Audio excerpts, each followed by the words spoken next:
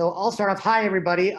My name is Sandeep Kaushik, and I'm here moderating this post-alley Zoomcast on what I think just about everybody in Seattle has been talking about over the last week or 10 days, which is the Seattle protests and the fallout therefrom. Let me just start with a quick word about post-alley, which I think is, now a year old, a writers collective that is, I hope, increasingly becoming a poorly kept secret in Seattle. We seem to be gaining some readership, and there's ever more content from a really interesting and I hope increasingly diverse stable of writers about all sorts of different issues, mostly local, but some national stuff. And so I hope if you haven't been visiting the site regularly that you do so in the future and check out all we have to offer, which includes a series that we've begun of occasional Zoomcasts on topics of interest with some of our writers. And this is the first one that I am moderating. I'm a political and public affairs consultant in the city of Seattle, a former writer for The Stranger and for some other publications. I'm a recovering journalist. And I was lucky enough to get out right before the bottom fell out. Knock on wood for me anyway. So why don't we start quickly with some introductions. Eric, do you want to start? And then Rose, and then Kevin, just quickly introduce yourselves and then we'll dive in. Yeah, well, I was calling myself a recovering journalist too, but post-alley seems to be causing an awful lot of lapses, and it's kind of a reverse 12-step program, I guess. But I'm a long time. I didn't have the sense to find another career exactly, but other than writing books.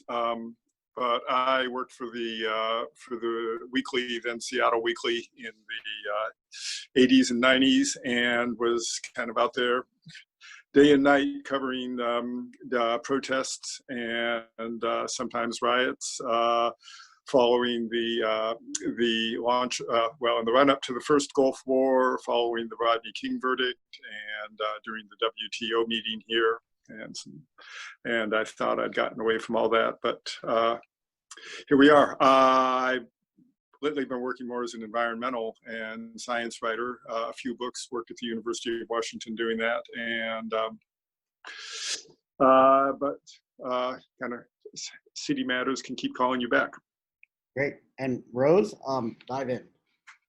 Hi, I'm Rose. I'm originally from Seattle, Washington, but I currently live in Los Angeles. I started my writing career doing spoken word poetry and slam, competed. Then I moved into journalism. I had the opportunity to work and write for City Arts, RIP. It was a great internship that I had for a really long time, and I loved it. And then from there, when I moved to Los Angeles, I wrote for a publication called Frank 151, where I did mostly about social just like society in general, dating, things like Tinder, and then slowly got more political, which was really cool. Then from journalism, I landed a fellowship at Universal Pictures where I was got in for screenwriting, and I did that, and I'm currently a screenwriter, so I like writing jobs that don't pay. It's kind of my forte, my thing right now. But yeah, so right now I have the opportunity of writing for post-alley. It's been an amazing opportunity to be able to kind of like voice from a younger generation, and then learning, of course, from so many amazing articles that you guys have written yourselves. So it's really made me miss Seattle a lot, but right now it's kind of cheaper living in LA, so I'm gonna stay here for now. So that's basically me. Thank you. And Kevin, briefly. I'm Kevin Schofield. I'm a City Hall reporter. I write for a site that I established myself called Seattle City Council Insight, or often just SCC Insight is what it's called. Been doing that for coming up on 5 years now. Before that, I was at Microsoft for about a quarter of a century. I spent most of that time working in the research lab there, doing a variety of different things. So I tend to be sort of wordy and nerdy and good at doing research and looking through long reports and piles of data and kind of figuring out, okay, kind of what do the numbers really say is going on here, and just kind of going through all that kind of stuff. So that's kind of been my approach to looking at City Hall, and what the mayor and the city council are doing is really say, like, they say a bunch of things, but what's really happening? Can we kind of dig into what the reports and the data and the numbers show, and really kind of get to the ground truth of what's happening? Great, thank you. And so, well, let's dive in. So we've had, I don't know how many days now of ongoing protests in the wake of the kind of horrific killing, the homicide, I think it's fair to say, George Floyd in Minneapolis, as well as some other incidents of police violence, particularly towards people of color. So things have been evolving pretty quickly. There have obviously been huge developments politically. There have been huge developments on the street related to this. So let me just start off with a quick question to all of you. Obviously, to a large extent, these protests, they certainly tend to begin peacefully. I think most of the protesters have engaged peacefully, but there have also been, some acts of confrontation, some acts of what quote unquote violence, and certainly kind of mayhem or destruction, or whatever word you want to use for it. And so to the extent that some of these peaceful protests have morphed into more fraught confrontations, let me ask a quick question of each of you. Were these riots, or was this an uprising? I'll start with that. Yeah. Saturday night was a riot, right? It was, and I don't think anybody debates that. It was completely out of control. There was violence. There was property destruction. I think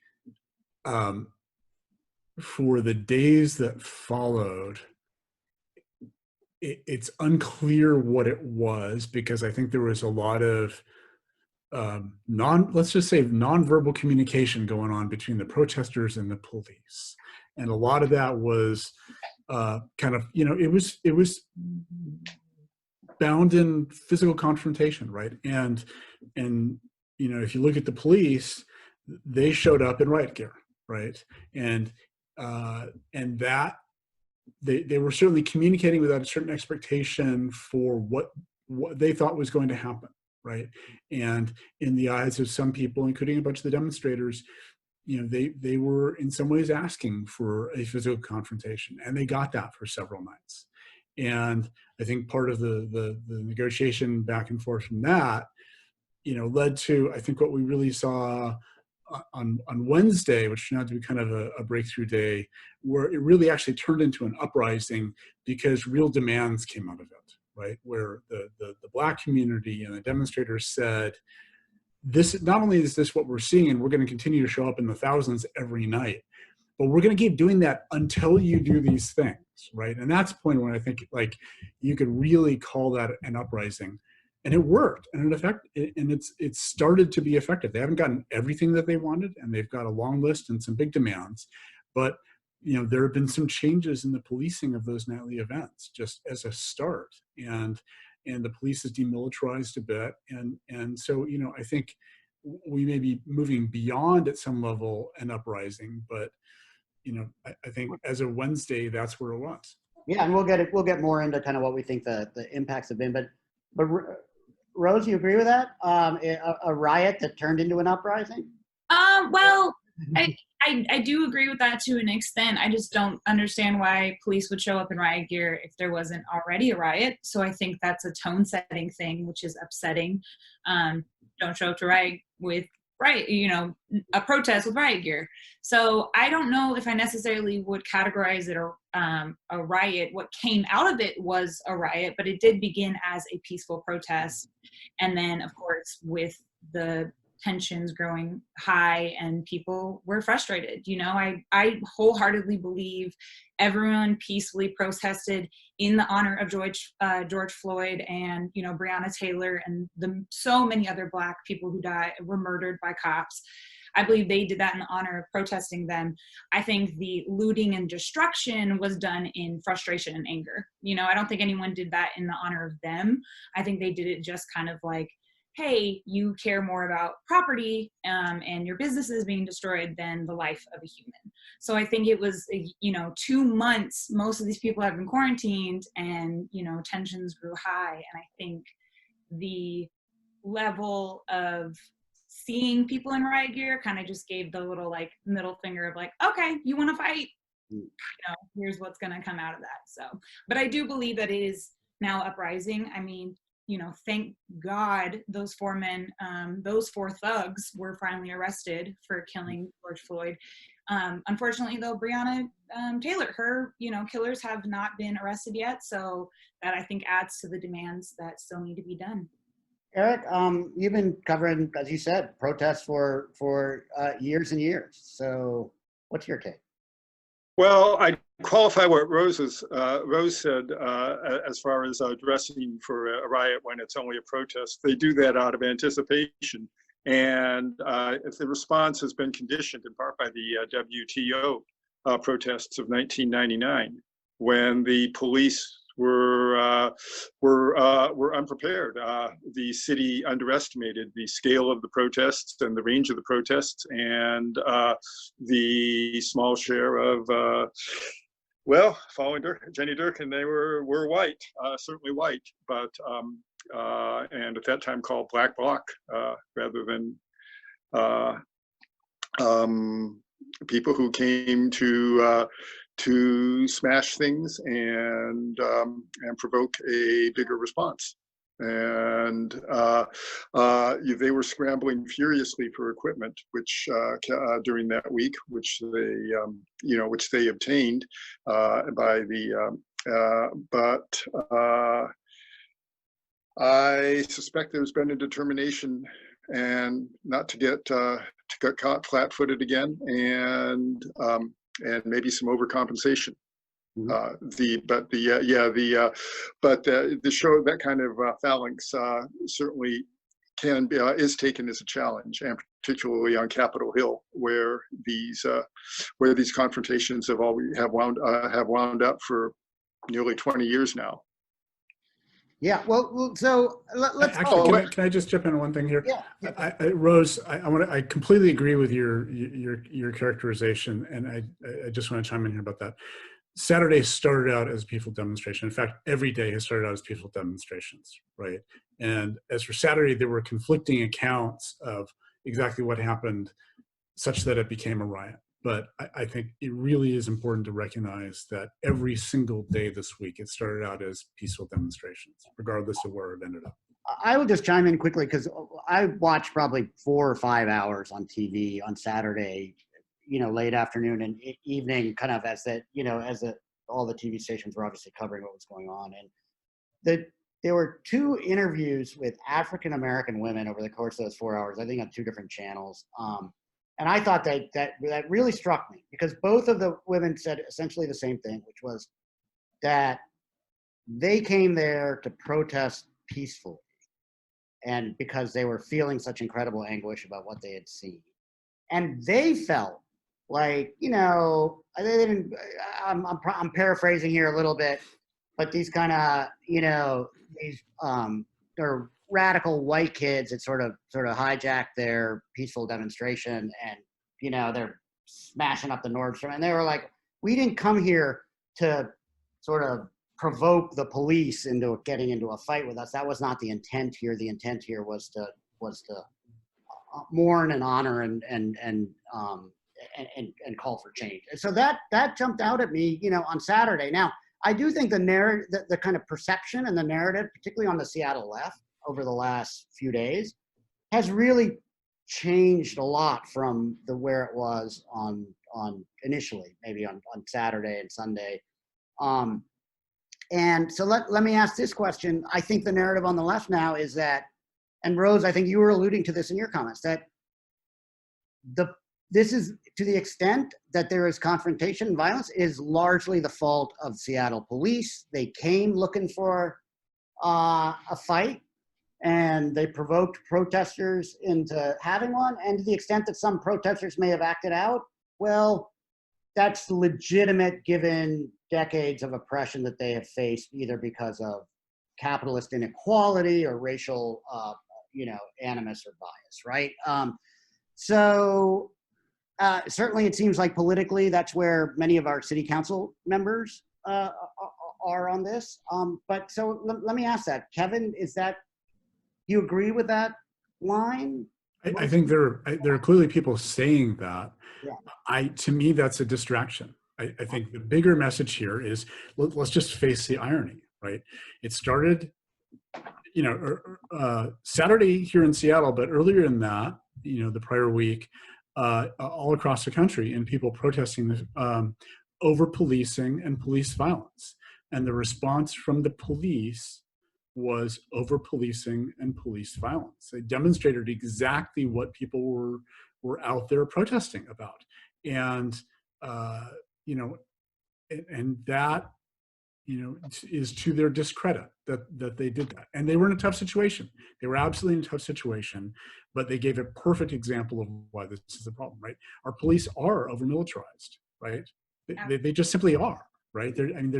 They have tear gas. Tear gas is banned by the Geneva Convention for use in battlefields, right? And yet we use it on residential streets. There were reports, there's public comment to the city council earlier this week from someone who lives with his family in a residential neighborhood in Seattle where tear gas was deployed on the street below his home, and he had to evacuate his family, including his infant child, because his apartment became uninhabitable from the tear gas rolling out from the street, right? He wasn't out there protesting. Why the heck are we using tear gas, which you can't even use on a battlefield, on residential streets of Seattle, right?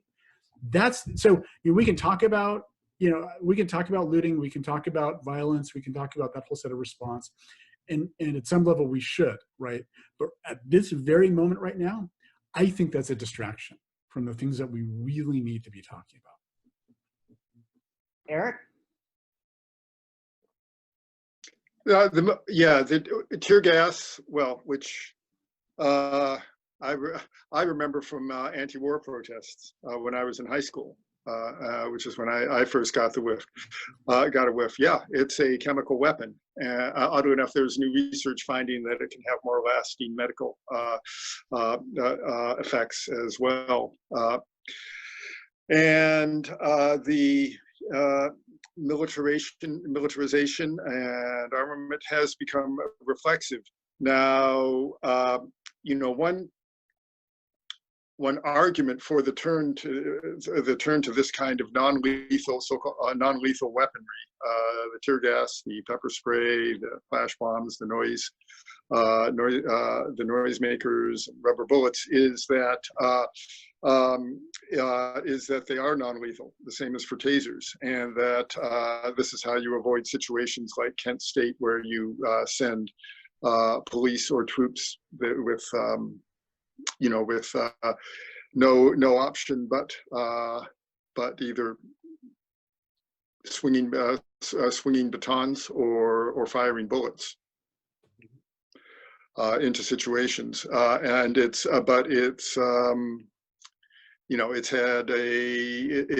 had some terrible consequences, but for both for police psychology and for crowd psychology.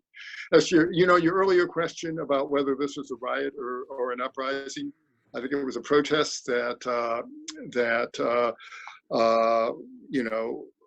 was followed by a riot. The fact that it has lasted a week now and is continuing and picking up steam suggests that it is a real uprising.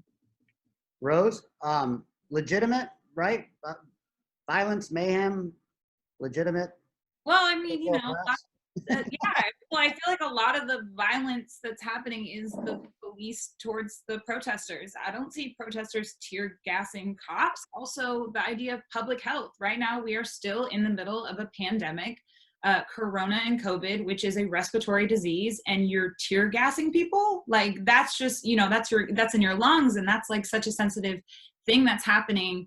And so I think using things like that and using weapons like that is just irresponsible on the Seattle Police Department's behalf as well as the mayor's behalf. Like, you should have just taken that off the table. Also, the way that police officers are using shooting rubber bullets is completely wrong. They're shooting directly at people, and that's not how rubber bullets work. There clearly, I feel like, a miscommunication in the education of how these cops should be using these defensive tactics. I mean, shooting tear gas directly into people's cars, it's just kind of, I mean, most of the violence I see is from the cops. I'm not saying that the rioters are not violent. I'm just saying in response to it, you're coming to a knife fight with bullets and tear gas. And I think they're just being very irresponsible towards public health with using something like tear gas. I will say, the one thing I'll say in the police's defense in this is Saturday night and perhaps Sunday night, there were Molotov cocktails thrown at the police, right? So that is. I watched as Molotovs, burning. They were thrown at cop. I mean, I saw them at cop cars. I didn't see them directly thrown at pots. But yeah, it seems like there was some pretty serious stuff going on, right? Yeah. So let's talk a little bit about how the sort of powers that be, how our elected officials have kind of responded to this and how they've done. We've obviously had Mayor Durkin respond on a daily basis. She met with a large group of protesters the other day. We've had the city council do a big hearing yesterday. So what's your take on, and we'll start with Eric, but what's your take on the response of, the kind of political hierarchy to what's happened? Have they responded appropriately? Have they responded in a unified way? Are they divided? What's your take? I like to defer to Kevin on this because he really has been tracking it, and I don't know if anybody monitors the council the way he does, but I certainly don't. I don't know if anybody should monitor. Yeah, he's kind of sick. I agree with you.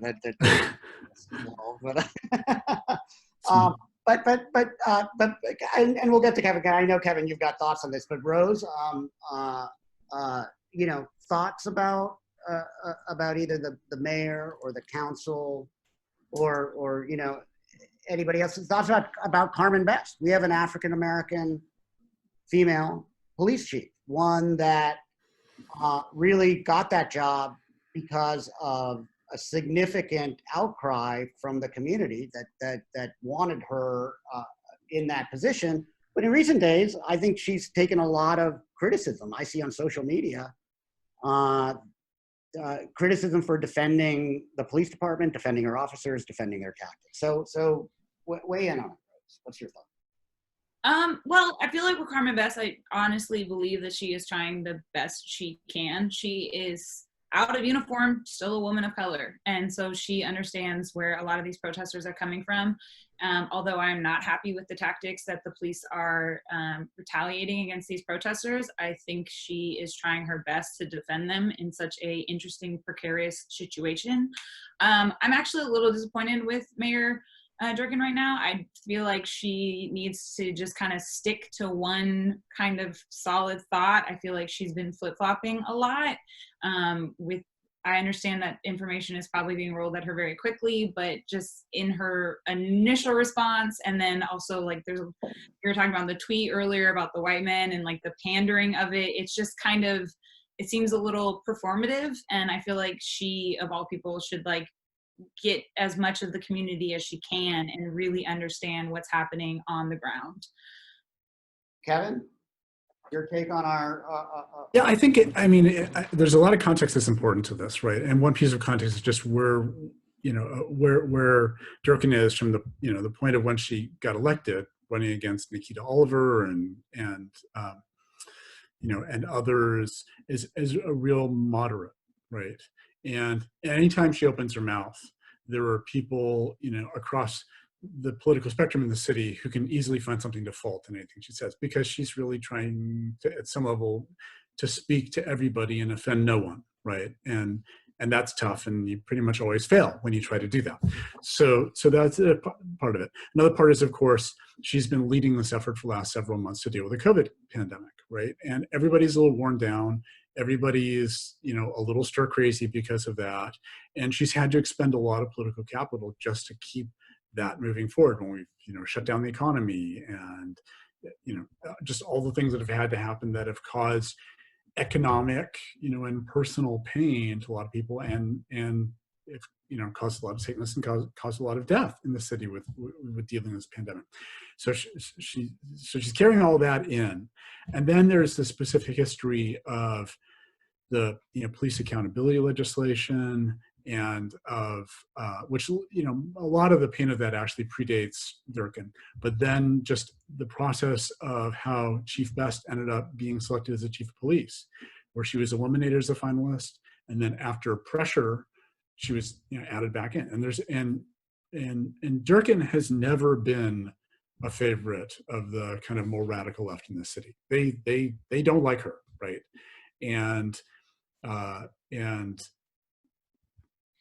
sometimes rightly, sometimes wrongly, they will find reasons to criticize her. And it's sort of like I said before, if they want to find a reason to criticize her, they can find one. And much of it is justified. Some of it may not be as justified, but there are things out there. So in this particular case, I look at the things she was saying, and she was, on one hand, trying to sort of go down the middle of the road again and say, hey, look, I recognize the right of protesters to protest and exercise their free speech rights. At the same time, the property destruction and the violence and all those in the looting are bad, and we can't have that in that city. In the city. So she was trying to give a message to everybody, and it ended up being a message that nobody really liked in particular, right? So, she's in a bit of, it's a bit of a no-lose situation, no-win situation for her, because no matter what she says, she kind of loses from this. But it was tough, and yet she didn't quite rise up to what we all would really expect of a mayor in a crisis situation. She certainly has done better than Trump and a lot of other folks, that's a low bar. It's a low bar. We can all admit that's a low bar. Better than Trump right now. Kevin, what about the council? I mean, they seem to have kind of, to a very significant degree, sort of gone all in on one side, maybe, of this, of the sort of political divide in Seattle. And part of it, and that's well trodden ground for a lot of them, in this particular area around the police and public safety. Most of them, to the extent that some of them have been on the council for a while, and remembering that a large number of them are new to the council, right? The ones who have put in some years on the council really tend to come down on the side of hard on police accountability and and critiquing the police. And they have been, of course, the most vocal of these is Shama Sawant, but the council as a whole has tried to run their own balance of appropriately critiquing the police while not appearing that they are completely unsupportive of the police. And they've really struggled with that, right? And I think when the dust clears on this situation a little bit, I think many of those questions would come back and dog them again. Is does the city council support the police or not? There have been these persistent issues of hiring and retention at the police department that in many ways a lot of people pointing the finger, I think largely wrongly, at the city council, saying city and city council collectively don't support the police. Shama Sawant definitely does not support the police, right? And she's made that perfectly clear, and her reasons for doing so. The other city council members, are given kind of muddled descriptions. Some like Councilmember Herbold have really tried to say, no, really, we've voted for more funding and, increasing, hiring more police officers and doing, bonuses for retention, all those things. But I think we're going to come back around to those questions as well. But, in the short term, the last couple of days in particular, the council is really focused on a lot of the issues around militarization of the police. How do we, and they're saying that they're going to introduce legislation the next couple of days that will ban tear gas and blast balls and maybe rubber bullets and some other things. And that's going to have to work its way through. the legislative process to see where it ends up. Some of the newer city council members haven't really said what their view is on that level of enforced demilitarization of the police. And they'll probably get pushback from other corners of the city who aren't the people that have been out protesting. People, staying home, trying not to spread COVID around the city. And, I think that's been an easy target for the city right now, or for the city council right now, because it's an obvious target, right? The police just look so militarized right now that critiquing that is easy. I think when it gets down to the harder questions of, was their response entirely appropriate when they felt like they were being attacked? I think that's going to be a tougher conversation. And I think the larger conversation that's going to take more time is just acknowledging that this is really the first major test of the new police accountability system. And it's a test at enormous scale, at a scale that the system was not built for, right? So if anything is going to break it, this is going to break it. Well, 12,000 complaints, am I right? That there have been 12,000 complaints filed? At this point, I think it's closer to about 15,000. And it boils down to less than 20 complaints. In fact, I've heard that 11,000 of those complaints are all about one particular incident. Gotcha. Where a lot of people saw a video on Twitter about it. I have to say, I feel like I'm already egregiously violated the mandate from our evil overlords, which was that I was supposed to keep this thing short, and I'm already waiting. So I'm going to do one last question. Quick answer from each of you. One thing that's going to come out of this whole thing, either locally or nationally, one big change that we're going to see. I mean, are we going to reelect Trump because people are so pissed off? Are we going to defund the police in Seattle? Give me one thought. I don't care whether it's local or national. Rose, you want to start?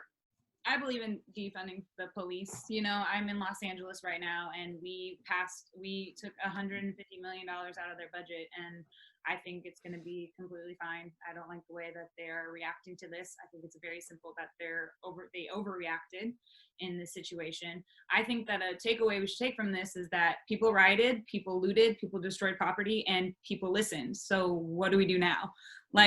Buildings were caught on fire, and those 4 cops finally were arrested. You could have arrested 4 cops. Instead, you arrested thousands of peaceful protests. So I think the real question should be it works, and what are we going to do now? Because violence actually regained answers. So you're fully on board. Fewer cops is better. You're not worried about crime. You're not worried about increased crime or. No, I believe in community building. I believe that there are amazing community voices in Seattle who, there are alternatives to calling to the cops. And I think that we need to really listen to our communities. You mentioned about white kids destroying property and tagging. They did that because they know that their outcome is not going to be killed. I witnessed a lot of Black people on Twitter and Instagram saying, stop tagging Black Lives Matters on buildings. We're going to be the ones that get blamed for it. So I think that we need to recognize as white people, the biggest thing is our privilege. And the fact that we get to throw the Molotov cocktails at the cops, you know what I mean? And we don't die. There are not people that look like me being murdered by cops right now. So I think as white people, we really need to check our privilege and use it for good and not evil. And because of that, I think we need to listen to the communities around us that are literally dying. Great, thank you. Eric, one big change you see coming. It could be national, whatever. I'll get to it, but I think I need to offer some historical caution on the question of defunding the police. The Rodney King beating, which really launched the modern age of videotaped, egregious police violence and sparked riots that killed 63 people in LA and got some buildings burned, but nobody killed in Seattle. That was kind of the reductio ad absurdum of the Daryl Gates police model, Chief Daryl Gates in there, which was that you could police a lot cheaper by using technology. At that time, radio communications and finely honed car patrols and helicopters to monitor and enforce the law, and rather than having cops out on the street dealing with people, getting to know them, and so LA was in one way very lightly policed. It had it had far fewer officers than cities like New York, using the traditional method, and that led to a militarized, detached, callous, and police force. What we saw there, that model was also imitated in lots of places around the country. So, you know, community policing and better interactions with it, that takes people, and it takes money, and so that's a more complicated. That's a more complicated question. One thing I think that is going to come out of this in Seattle and elsewhere in the country is going to be more police accountability. The example of of what's come out of this, and also the more positive example set in Minnesota, where they actually did respond very quickly. First in charging the primary culpable party in the murder of George Floyd, and then the three others, compared to cases that we've seen dragged on for years.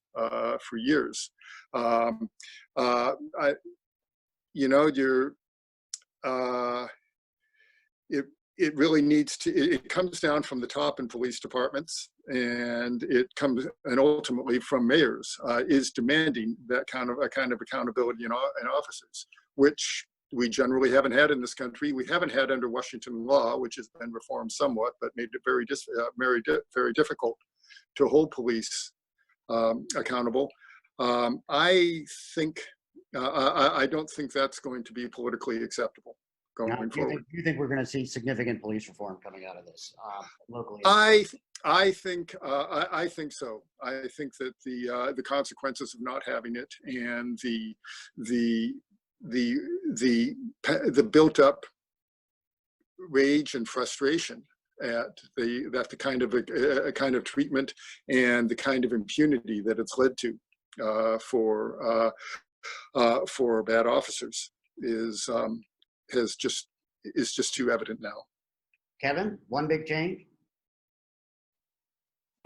So I think there's going to be a change that has to do with the consent decree. And, you know, when you look at the consent decree, almost all of it is really focused on individual police officers' actions. It started out with data that showed very clearly that, you know, there was a pattern of disparate impacts upon Blacks and other people of color in how individual police officers were policing. And so a lot of the focus of the changes that were required were to change the behaviors of those officers. And in fact, the use of force as a whole has come dramatically down.